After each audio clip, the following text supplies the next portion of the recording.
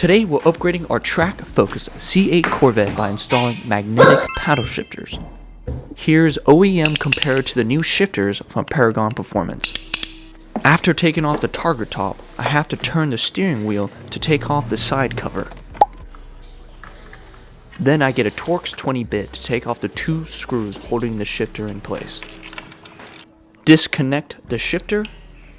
Once it's off, I take off the plastic trim piece and transfer it to the new shifter. Then I install everything back into the steering wheel and repeat on the other side. Here's a POV of what the shifters sound like.